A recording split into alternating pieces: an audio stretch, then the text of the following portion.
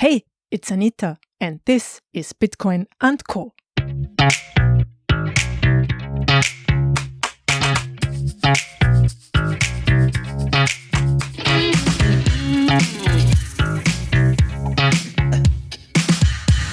Mastering Freedom. Hello, girls and boys, ladies and gentlemen. Welcome to another episode. It's number 81 of the Bitcoin & Co. podcast. Today's guest is Elyse Petersen. She is a food scientist and the founder of Tealet, a wholesale tea supply chain network. Tealet's business model is based on cutting out unnecessary middlemen between tea growers and buyers, same like in Bitcoin. Since 2013, Tealet is using Bitcoin for payments, which eliminates the inefficiencies of global financial systems and saves a lot of transaction costs. Tealet was one of the first companies worldwide to use Bitcoin. If you have a question, send me an email to hello@anitaposh.com. That's posh with a C in between the S and the H. Or you can also visit anita.link/81, where you will find an audio recorder to send me a voice message. You will also find the show notes of this conversation on this page. My goal is to educate as many people as possible about Bitcoin. If you like what I do, please contribute and support my work with a monthly subscription. You will get bonus content, early access, and ad-free episodes. If you prefer, you can also donate Bitcoin and Lightning. Visit anita.link/p for more information. Now, a word from my sponsors and then enjoy the conversation. Shift Crypto and the Bitbox O2 hardware wallet. I did an interview with the inventor of the Bitbox and co-founder of Shift Crypto, Douglas Backum, recently. It's episode number 77. You can find it at anita.link/77. Tune in to hear his intentions and the core values behind the production of their hardware wallet. To be financially independent, it's important to hold your own keys. Shift cares about making it easy for you to keep your Bitcoin safe. The Bitbox O2 is Swiss-made and makes it simple to store and use your coins. I especially like that they have a Bitcoin-only edition too, and I can use the hardware wallet with my phone. Check out the Bitbox O2 at anita.link/bitbox02. That's Bitbox02. You will get a 10% discount in the checkout with the code ANITA. Local Bitcoins is one of the most trusted and the largest peer-to-peer Bitcoin trading platforms in the world. To learn more about Local Bitcoins and their people, listen to my interview with Elena Tonoyan, the company's chief of operations at anita.link/68. On Local Bitcoins, you can buy and sell your Bitcoin in an easy, fast and secure way, always protected by escrow. Local Bitcoins allows you to trade directly with people like you, and you can choose any currency you prefer and find a safe payment method to complete your trade. Local Bitcoins also offers a web wallet, so you can trade and deposit and send out your Bitcoin all in one account. Go to www.localbitcoins.com to buy and sell Bitcoin. And last but not least, I definitely recommend using a hardware wallet to store your Bitcoin. But if you have difficulties with the technical requirements and maintenance of hardware wallets, you can use the card wallet. The card wallet is a very simple and secure solution for long-term storage of Bitcoin and Ethereum. No software updates needed, and it leaves no traces on the blockchain, which is good for your privacy. You can give it away as a gift or inheritance. You can send Bitcoin to it, and all you have to do is to store it in a safe place. The manufacturers are the Austrian State Printing House and Coinfinity, Austria's first Bitcoin broker founded in 2014. Listen to my interview with Kai Kremser. He is Card Wallet's product manager at anita.link/72. If you order your card wallet at cardwallet.com/Anita, you will get 20% off. And as always, thanks to the Let's Talk Bitcoin network, where you can not only find the Bitcoin & Co. podcast, but other relevant Bitcoin-related shows too.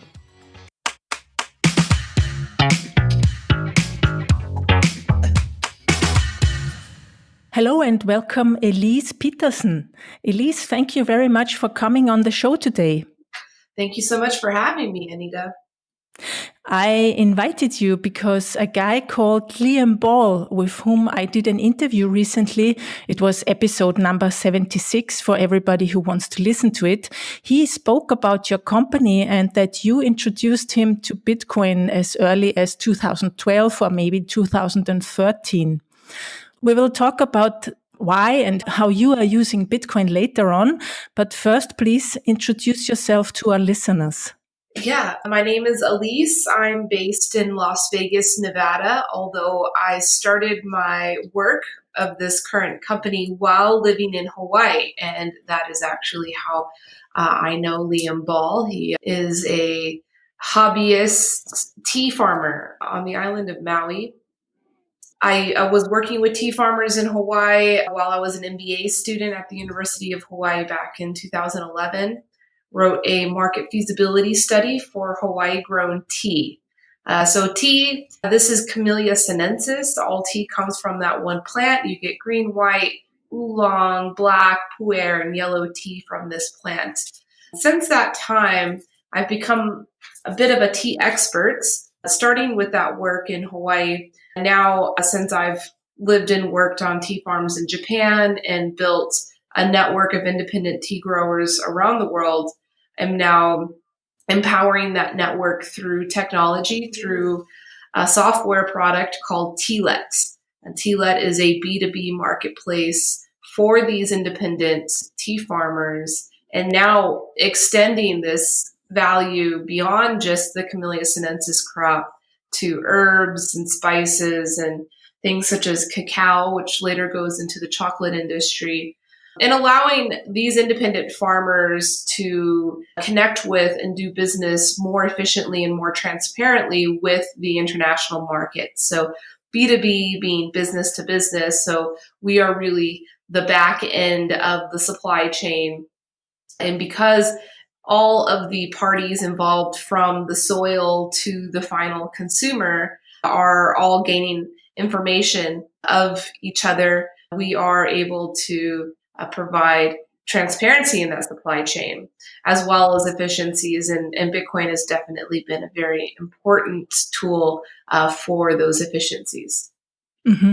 So your basic founding idea behind Tealet was to connect tea growers and tea drinkers. Do I understand that right?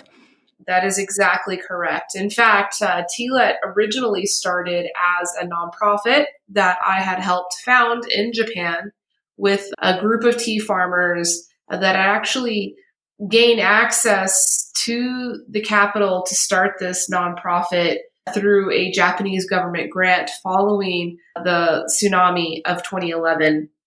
And we used that funds to promote the Japanese brand within the tea industry. And so this is how we were able to develop that initial network of independent tea growers from Korea, India, Sri Lanka, China, Taiwan, pretty much anywhere where tea was growing. And the whole mission was just to create that bridge between tea growers and tea lovers.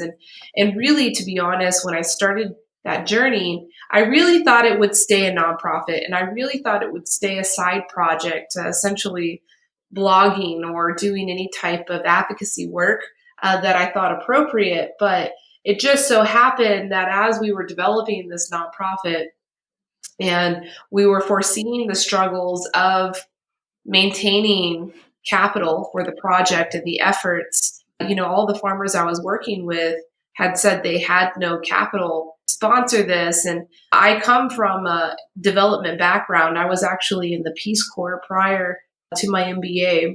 So I'm very familiar with the grant writing process and what the intricacies of running a nonprofit are like. And I didn't want to go down that route. And the partners that I was working with, the farmers, said, well, there's a for-profit initiative here. We have our tea. It is the most highly valued tea in the world. We just don't have a very clean and empowering supply chain, local market where they can take their product for the wholesale international market. That system is highly opaque, involving several middlemen that are necessary, or maybe let's say they used to be necessary before we got to the state of technology and information sharing that we're at currently. We did need that network of international supply chain value adds. So that's the exporter, that's the broker, that's the wholesaler, that's the importer. All of those middlemen for the longest time, at least since tea became an international commodity, which really, something interesting about that is tea has a 5,000 year history. And we all know tea. Almost every culture in the world has some connection to tea, of hospitality, of comfort, of energy. Yet, in the timeline of the history of tea, it has only been an international commodity since the British and the colonizing times, when the British essentially developed their own industry. After the aftermath of the Opium Wars, which the Opium Wars were essentially about tea. The British wanted tea. The Chinese didn't value the British money at that time. And so the British found a way of getting the tea by essentially creating a demand for opium, which they had plenty of supply from their colonized India areas. And so they were essentially trading opium for tea, and the Chinese government put their foot down and went to war over it a few times. And the British just started to develop their own industries, taking the tea seeds and the tea plants to their colonized lands. So it's really interesting to think about that perspective. We all think tea to be so important, but really it's a very modern phenomenon, a very modern commodity. And in that modernity has that very aggregated power source within those middlemen. And so we're talking about that supply chain absorbing 85% of the value of a product, leaving the farmer with just pennies left over. And so there's a big pain point, not just in tea, but tea is such a great product to focus this innovation upon, because it really is one of our first cultivated products in human history and has played such an important role in globalization as well as in international conflict, as I just told you. So, and actually another tidbit of information about tea history is that when the first international trade routes were developed between China and Tibet, tea was actually the main force. The Tibetans' love of the Chinese tea. The tea was actually sent to Tibet as a gift with a bride. There's a legend of an emperor that sent his daughter as a bride to the Tibetan king as a peace treaty, along with tea. So it was a bride and tea. And the Tibetans loved the tea so much they asked for more. And they had something the Chinese wanted, which was horses. And so we essentially had our first international trade route was built directly for the trade between tea and horses. And so that trade route is actually called the ancient tea horse road. And all of the villages along the way of that path learned about this trade route and started to bring other goods, other preserved goods, such as dried mushrooms or other vegetables, spices, that entered into that circulation of trade. But there was no internationally recognized currency between these two societies. And so this tea would get pressed into small coins, and they would use the tea coins as an assessment of value as this trade started to become more and more complex. So tea is actually humans' first form of currency. And so again, another reason why I think it's so appropriate that we're taking something so humble and so ubiquitous, such as tea, to apply such a high level currency innovation. And it's great because it's bringing the story of cryptocurrency to something that's very relatable, to something that everybody can understand, because I'm sure, you've been involved in this world for a while. If you look at Bitcoin as a technology solely, you can definitely find the enthusiasm within certain communities, but you try to share that enthusiasm with the layman, with the mass population, and it's confusing to say the least. And, not a surprise that people are apprehensive or not trusting because they just don't understand it. And so I think it's really great to find these stories of relatable applications with something so basic such as tea. But, as I've just explained with great passion, I think there's no better product than tea to apply this innovation to. Wow, that were very interesting stories. I didn't know about tea coins before. I'm definitely going to research that one because I agree. Telling stories is actually, I think, the best way to explain Bitcoin to the people on the streets, when we want to say it that way. And yeah, there's a lot of parallels a little bit. And it's also a reason why I wanted to invite you to this interview, because I'm trying to show examples of people how they use Bitcoin, and not only talk about if it's a store of value or how much speculation we do with it and these theoretical monetary things, but also how it is a tool to improve our freedom or our lives, and a global tool. Yeah. Yeah. So basically, as far as I understand, you are directly trading between growers and wholesale, or do you also have consumers as customers? Yeah, so we are across the spectrum. We are open for doing all of our transactions in Bitcoin. It just so happens that the method that has been most useful and that we continue to use now is utilizing cryptocurrency. And it may not be Bitcoin. It's just whatever currency at the time is most ideal for the transaction. And sometimes we don't have to use crypto. Sometimes it's a full stack of like multiple methods of exchanging currencies across borders, because that's like the biggest challenge. And not just for my business, for every business, even the big guys that have the buying power to negotiate with the banks to get better services and better fees. It's still a pain point for them. Anytime money moves, especially across a border, someone wants some value from that, be it the banks, or in some cases, it's the governments themselves. Every country is operating very differently. And so what we find the most value in cryptocurrency now is for moving money across borders. And so we don't actually do any payments themselves in the crypto as far as paying the farmer in Bitcoin or Litecoin or Ethereum. We don't do that because for them, there's no value for them. They need capital now. They need liquidity now. They need help now. So we're just using the cryptocurrency to move the funds into another country, which then instantaneously is exchanged. And so these exchanges happen so fast, there is no gain or loss. We're not trying to make any kind of gain on arbitrage or anything like that. We really just want to find more efficiencies. So our Bitcoin story started in 2013. As Liam Ball had mentioned to you, we were one of the first Bitcoin merchants in the world. And really, to be honest, that was, I have to give full credit to our developer, who we still work with, very talented developer out of Hawaii named Cody Moniz. And, at that time we had just launched. We were maybe 7 months into launching the business. I had received some limited venture capital, but as you know, with venture capital also comes venture capital pressure. And so we had this pressure to do this enormous growth. So we were building, building, building.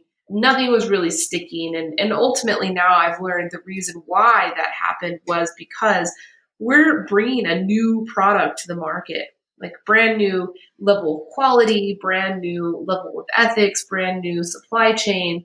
So when you're bringing new things to the market, new solutions to the market, you have to be a little bit patient. You can't just buy a bunch of traffic and assume that it's all going to work.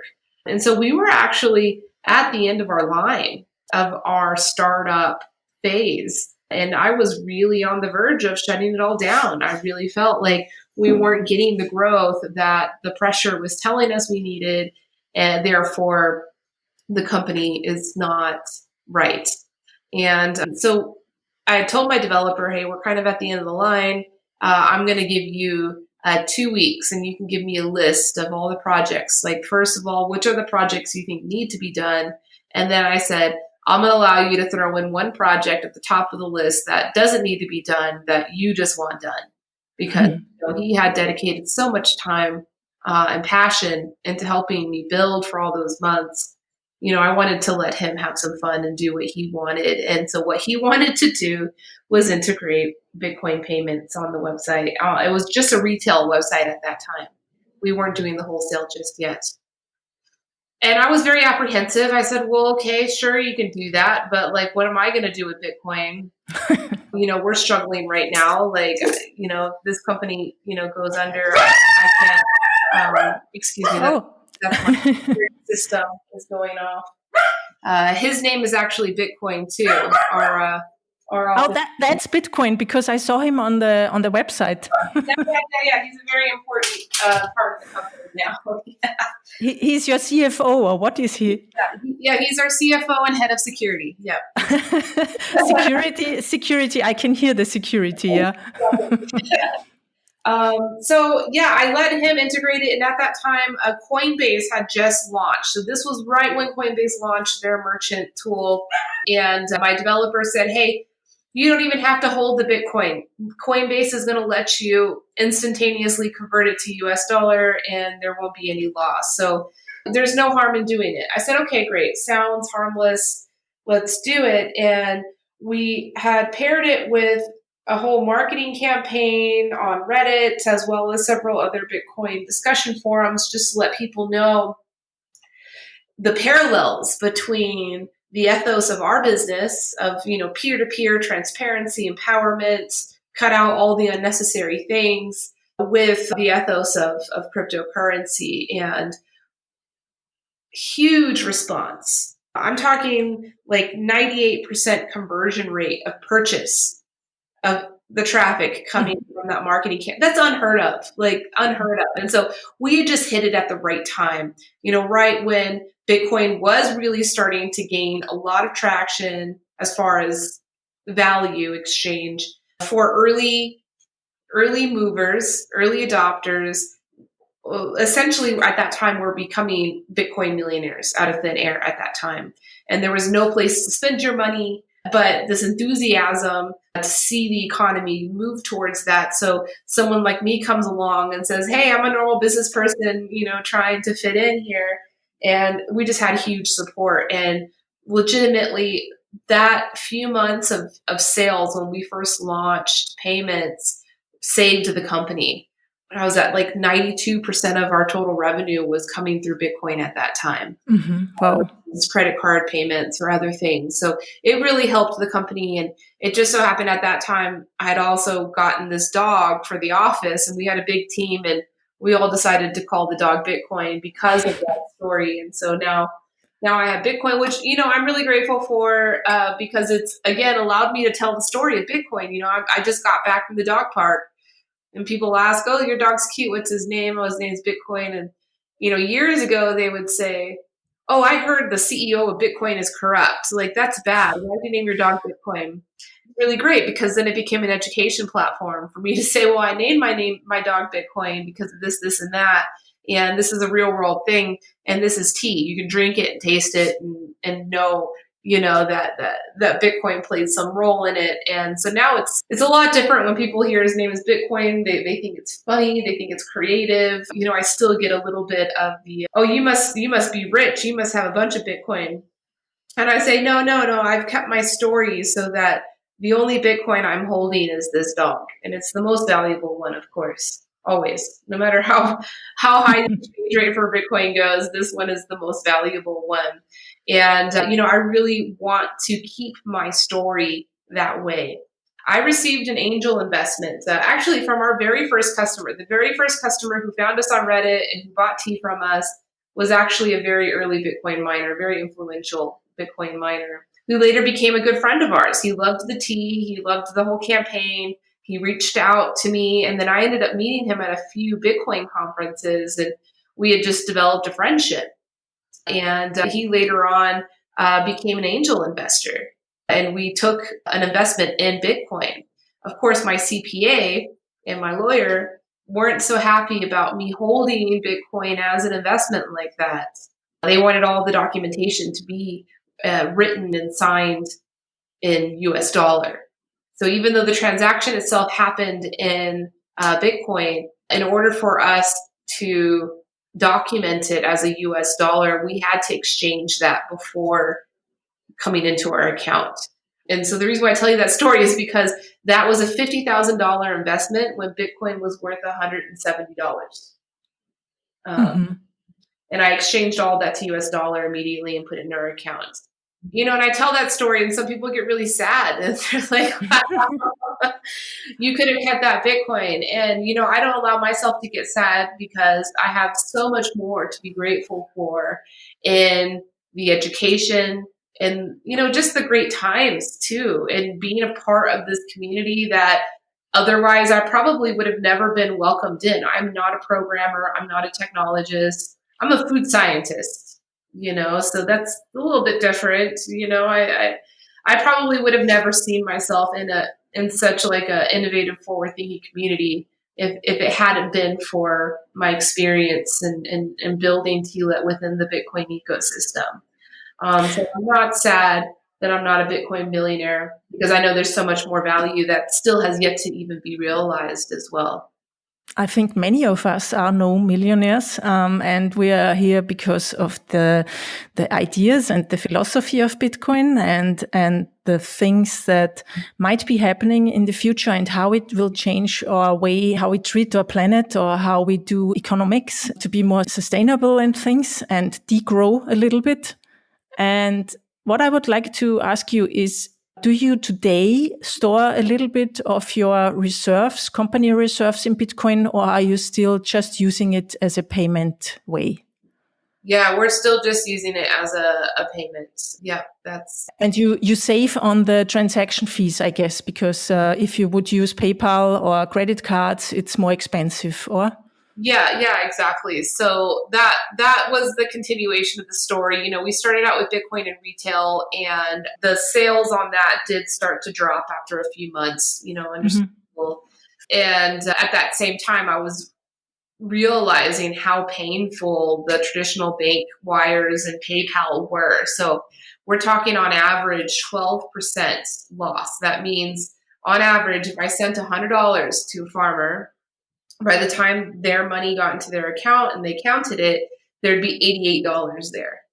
And that's just unacceptable. Like, I know bigger companies probably negotiate better rates, but even a better rate, still may be 5 or 6%, which, is still a lot of money, especially when you're working with farmers in rural areas that are already working on small margins and, deep oppression. So it was a very easy choice to make when, I learned about tools that could help us use cryptocurrency. And so now we use a product called Veem, VEEM. It used to be called Align Commerce, and they exclusively support B2B transactions. And almost in every country around the world, actually, a lot of the countries that I work in, they weren't working in. They didn't prioritize countries like Malawi or Nepal. But whenever I came along and I said, hey, I do a lot of work in those countries, you need to have it set up. And so now they're set up all over the world and make it very easy. And their fee is only 1.9% flat fee, fiat to fiat. So that's less than a credit card transaction. Oh, okay. And what is the average Bitcoin transaction fee at the moment? So what do you have to pay to use Bitcoin? There is a flat 1.9% fiat to fiat. Oh, okay. Yeah, 1.9. So like that means that if I want to send $100, by the time it reaches Nepal or Malawi and gets transferred into their currency, and you see the exchange rate, they should receive 98.9 cents. Yeah. Or $98.9 versus yeah. Do customers still pay you in Bitcoin? And what's the development here? Do more people pay you in Bitcoin or less than like 2013? Yeah, a lot less. And I don't know what those factors are. For a little while, the problem was even when Bitcoin hit 20,000, The what do you call that? The transaction fee was actually very high, Mm. and so consumers were not very excited to be doing casual transactions, because I think at one point the transaction fee got up to like $50 US or something like that. So it wasn't worth it. Mm. I know it's gone down quite a bit now. And I know that there is still an effort to encourage companies and consumers to do more Bitcoin transactions. One of those initiatives is Bitcoin Black Friday, which we were a part of in the 2013 Bitcoin Black Friday, and it was a phenomenal day of sales.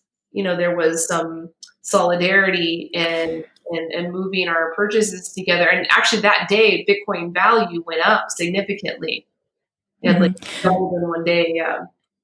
No, I could imagine that many people don't want to spend their Bitcoin at the moment because they wait for its price to rise, maybe.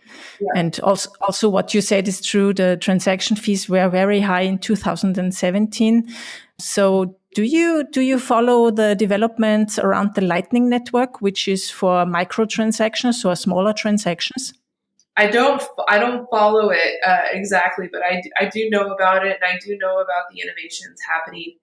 I haven't seen, I haven't seen the culture change yet. And maybe that'll happen. And, there's going to be another big push, an even bigger push for this year's Bitcoin Black Friday, which we'll be a part of. And so that could be, some movements to get people excited about spending their Bitcoin again versus trying to hold out, because that's how the value goes up, actually, is with more demand and with more transactions happening. Mm-hmm.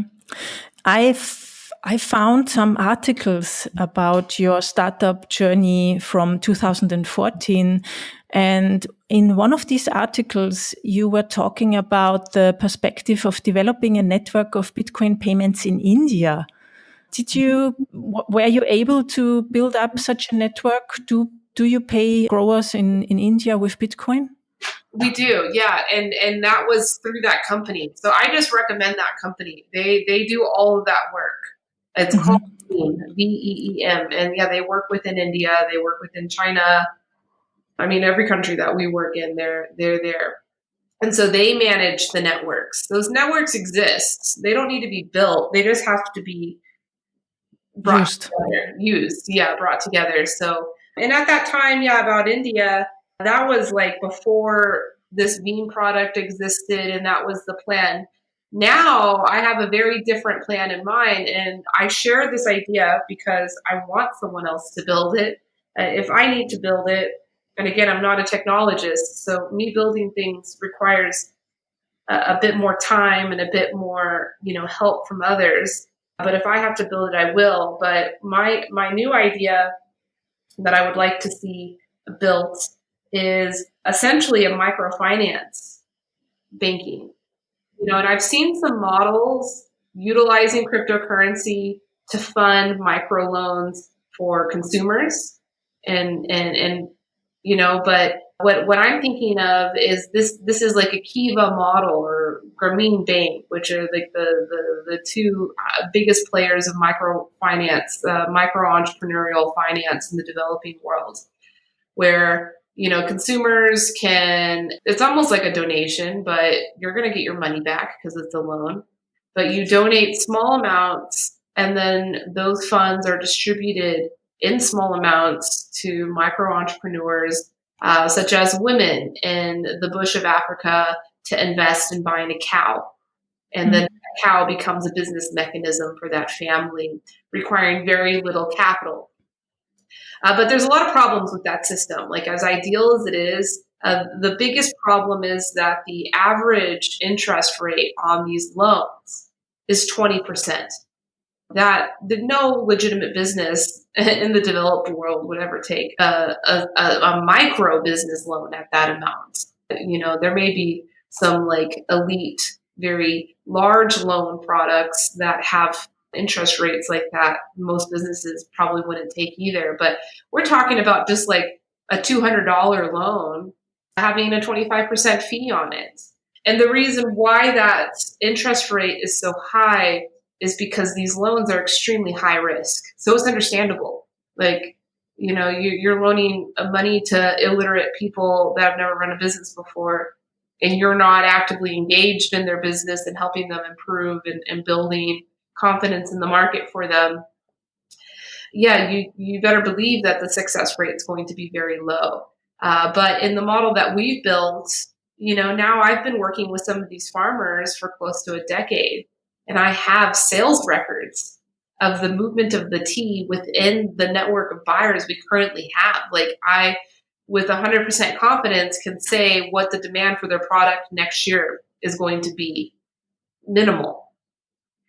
So you can take this information, this confidence, as collateral, like what a normal business does when they go to the bank to get a loan.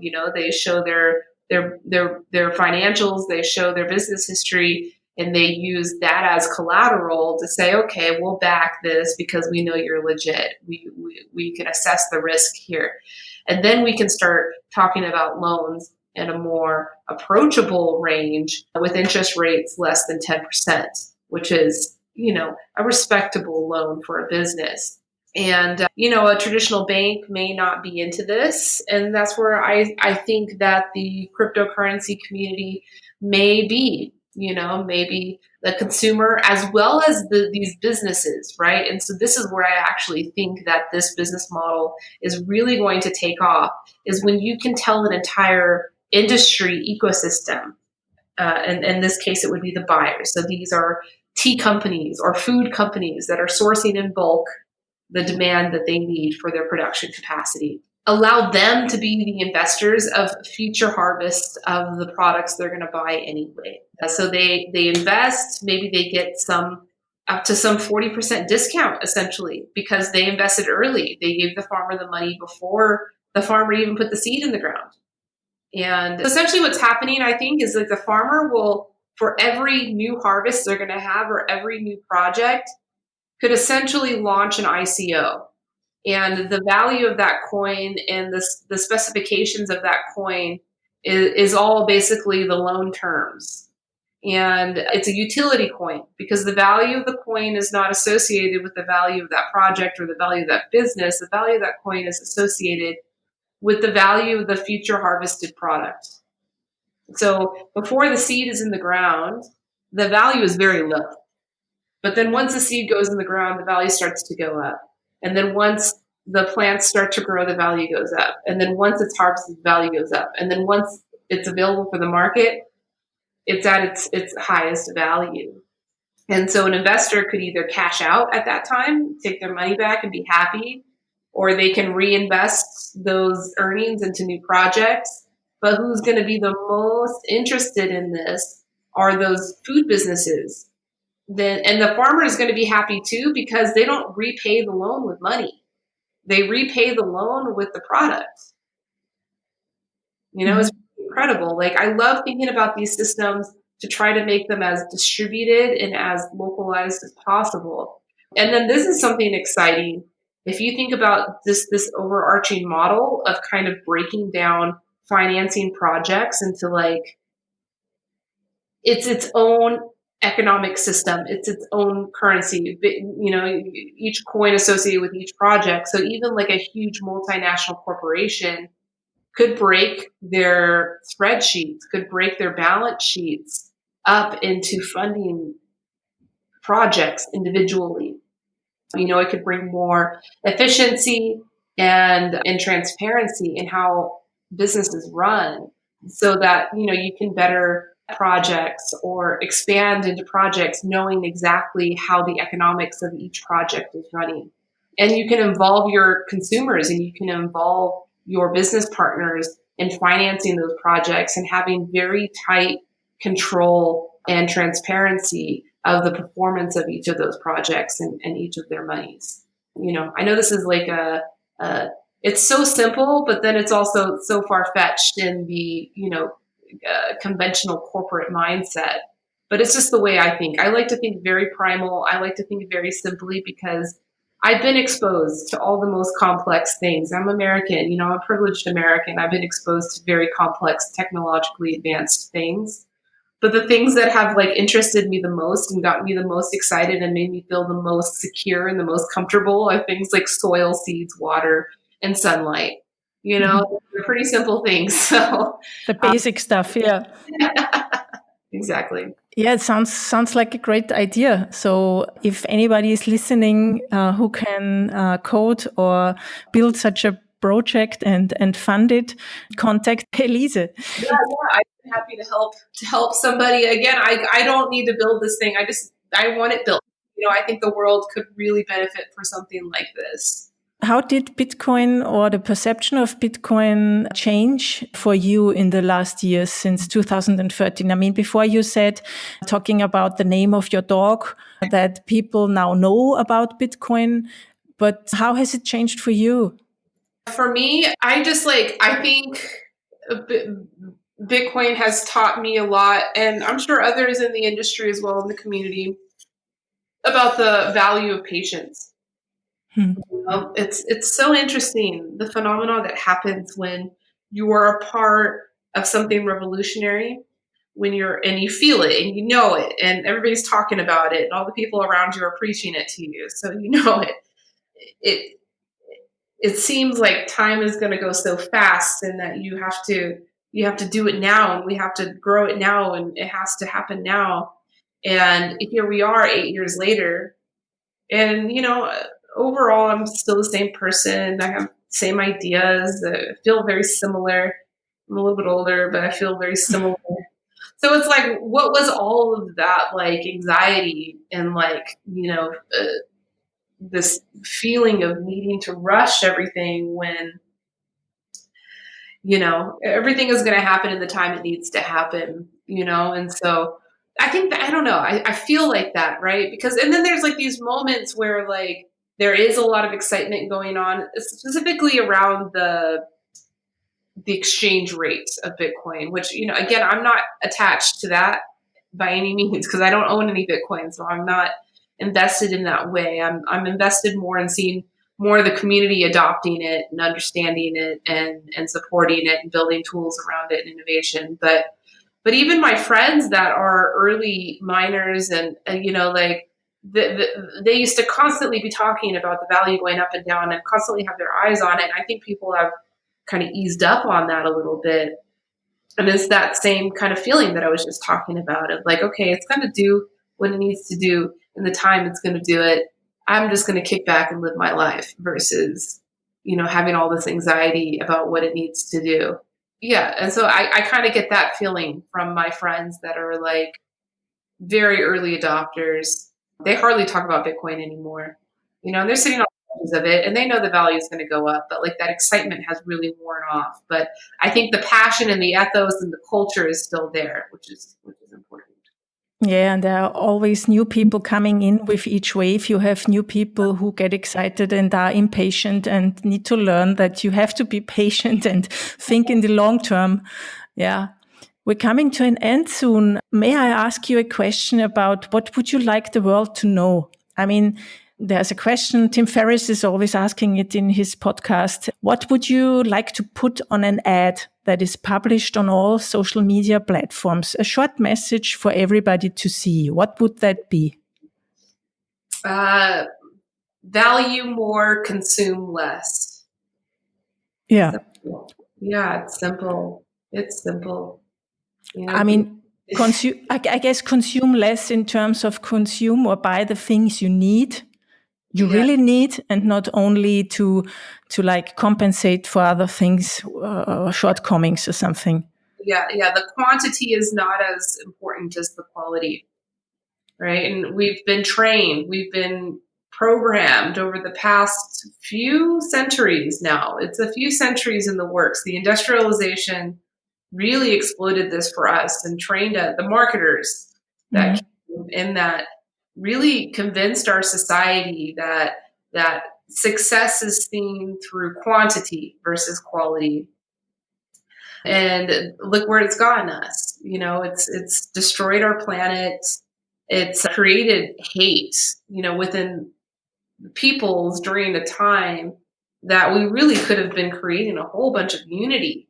As we were globalizing and connecting with each other with understanding and opportunity of progress and business, we really could have built a whole lot of understanding, but instead there's so many more divisions. And, I think that our cultural identity as consumers has played a very, very big role on that. And so now, people ask me, oh, should I buy fair trade? Like, do I need to shop somewhere special so that, I can be more ethical? And it's like, no, like you'll kill yourself trying to study everything because there's lies everywhere. Everybody is lying to you. Everybody is keeping secrets about how the reality is.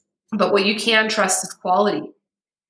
You can't make a very fine quality product, artisanal quality product with oppressed employees, with slave employees. You can't, and you can't make high quality product injecting chemicals into the soil and ruining the soil.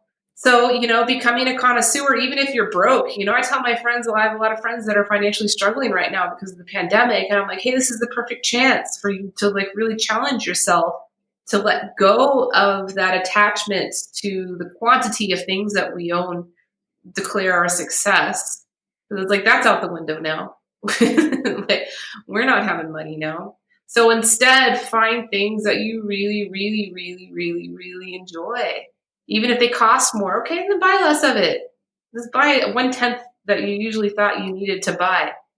It's like chocolate bars are a really good example of that. You can buy the giant Hershey bar at the grocery store for $1. And then you go to your friend's chocolate shop where, they've done a lot of hard work to source the best cacao from artisans that put in a lot of good effort and labor and make a really good quality chocolate bar. And that bar of chocolate may cost you $12. I'm not kidding. They're $12 chocolate bars. And you may feel ripped off. It's like, hey, I could have bought 12 large Hershey bars from the store, but instead I got this one. But when you open that bar and you really engage with the experience that comes with that $12 chocolate bar, you realize, hey, there was actually a lot more value. I could eat just a little nibble on this and get way more value from this than if I had all 12 of those Hershey bars.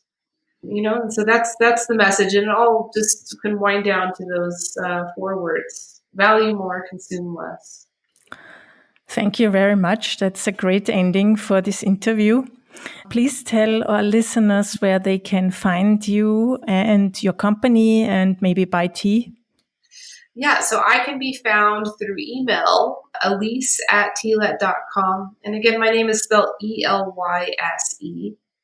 And I can be found, the wholesale business, if you want to see that, is at Tealet.com. But then since the pandemic has hit, I've diversified what we're doing, and we now have a retail website and community with a very rigorous live streaming schedule. So I'm doing daily live streams through Twitch and Facebook, and you can find all of that information at teanditspeople.com. Okay, great. I will put that all in the show notes. Thank you very much. I hope we can stay in contact in one or the other way, and all the best to you and also to Bitcoin. Well, thank you very much. Yeah. I feel he says thank you. And, okay. Next time he says. Okay, great. Okay, thank you. Bye-bye. Bye. That's it for today. If you like my show, please share it with your friends and hit the subscribe button in your podcast player now. Thanks to my sponsors who make it possible that I can produce the show: localbitcoins.com, Shift Crypto with the Bitbox 02, and Coinfinity with their card wallet. Music: Start with Yes, Delicate Beats. Idea, content and production: yours truly, Anita Posch.